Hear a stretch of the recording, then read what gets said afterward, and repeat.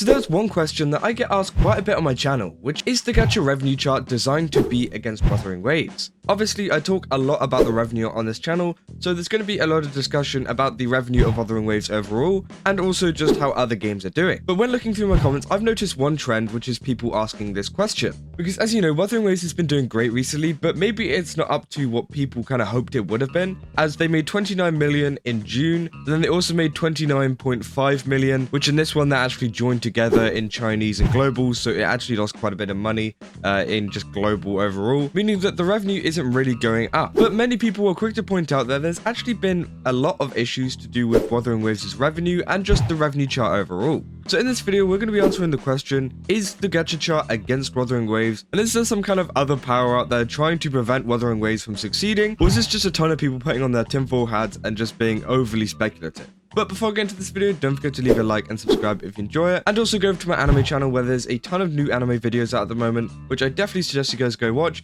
especially if you like this kind of style of video and also just like anime content in general. But yeah, let's get back into the video. So as I said, we've got two proper gacha revenue charts since the release of Wuthering Waves. Now, I wouldn't really count May as a time whenever it was like proper, because obviously it only began like halfway through the month. So I'm just going to be counting June and July. Now, if we start with June, I don't know if you guys would remember, but there was actually a massive issue with the SABOTAGED chart in general. Now, this doesn't affect just Wuthering Waves, which I can completely understand, and a lot of this information is from r/gacha gaming, so you're going to have to take this with a massive grain of salt. Obviously, r/gacha gaming are known to spread a lot of misinformation, but I think the overall consensus from the community, not just r/gacha gaming, is that this was real, and also the bit of evidence for July as well that I present was also real. You can believe this if you want, you can not believe this if you don't want. Again, r/gacha gaming are very heavily favored towards Spoilerverse, so again, there could be a little bit of biased information, but we're still going to go over this because again, this helps us to answer the questions that you guys have been asking. So in the June revenue chart, SABOTAGED had actually been frozen for 15 days, so the post you're seeing is only accounting for the first 15 days of June,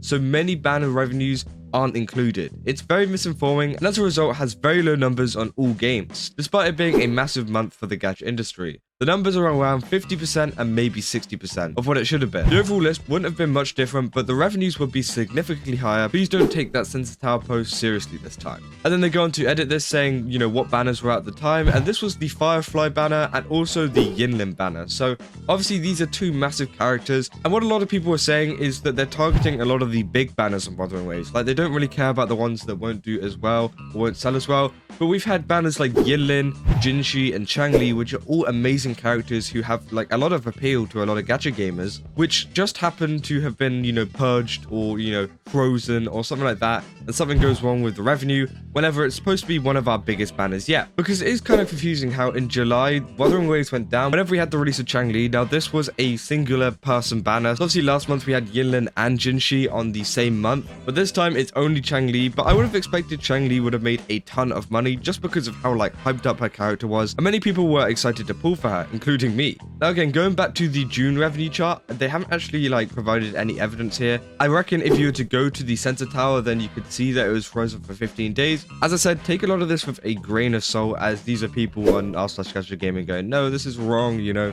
Maybe they weren't very happy that Wuthering Waves was actually doing pretty decently back then. So that could be a big reason for it. But again, we don't really know, but it does seem like there's a little bit of like something going on in the background, seeing as this happened twice. Because in July, as I showed you the revenue in July, Wuthering Waves is purged from iOS rankings globally, except China, lasting for approximately 48 hours. So yeah, this is a big thing that went on. I made a whole video on this if you guys want to go back and watch that. But pretty much Wuthering Waves was forcibly taken off the iOS rankings, and it wasn't just like a ton of other games, it was just Wuthering Waves, which is actually taken down for 54 hours rather than 48, so that's even longer. And again, it's just not great to see, as Wuthering Waves missed out on a ton of revenue and also just tracking on their revenue, meaning that, you know, they're going to have even less mobile revenue whenever it comes around to the gacha chart. And as you can see, the revenue definitely went down because they dropped 3 places. So yeah, so it seems a little bit weird that a lot of these situations is happening whenever there's a big banner going on.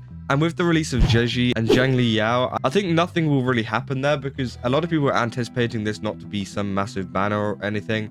So I think nothing is going to happen on the next gacha revenue chart for it to like kind of sabotage Wuthering Waves, but it would be interesting to see it for future characters which are much more like hyped up, maybe like Shorekeeper, Scar, Camellia, any of those really like, popular characters that a lot of people have been, very excited for since the game came out. I wonder if there's going to happen to be some kind of purge or some kind of accident where like the information has been frozen, because it does seem a little bit weird that this stuff is coinciding with some of the biggest banners on Wuthering Waves. Now, am I saying that like someone is actually definitely behind this doing it? No, I don't think it is. I think this is just a coincidence. We'll just have to wait and see in the future to see if they actually do this to any of the other big banners. But if this continues, then the growing idea of someone is actually purposely targeting Wuthering Waves could be an actual thing. But for now, it's only 2 banners, and I think it happening one after another isn't like the most crazy thing. It's not like the most outlandish thing to happen. If anything, it's probably happened before with a lot of other gacha games too, so I can kind of see it happening. And I think a lot of these people who are saying that,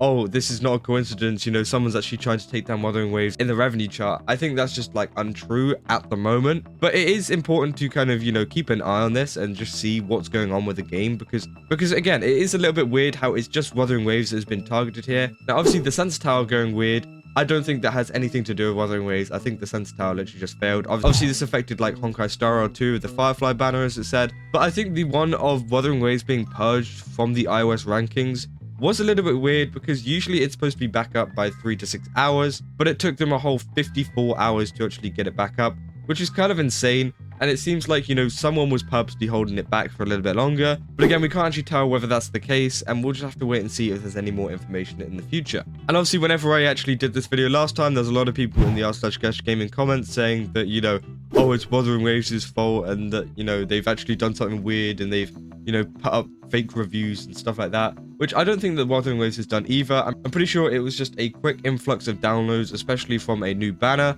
So iOS just got confused and took it down, even though you're supposed to report it to them. So that is probably the reason why it got purged. There's probably no like outside person doing this. I think it was literally just a case of the game got popular. iOS, saw that it was getting popular too quickly, and then, took it down because it was unaware of, a big update going on. So again, I think a lot of this, people are theorizing a little bit too much, but I definitely think it is important to keep an eye on the revenue chart, as I said, to see if this happens in the future. But it is just super unfortunate that we did have these 2 problems with the Sensor Tower and the revenue, which actually makes Wuthering Waves look like it's doing a lot worse, because honestly, I think it's doing amazing. There's a lot of people in my comments telling me that Wuthering Waves was failing and stuff like that, and that I was wrong to say that Wuthering Waves is doing good. 29.5 million is still good. I mean, I think that's just amazing, and it's definitely up there with a lot of the other games. I mean, it's above Fate Grand Order, which is one of the most successful gacha games, on Earth, I would say, as there's a ton of people, who play that in Japan. So I definitely think that 29.5 million is, nowhere near,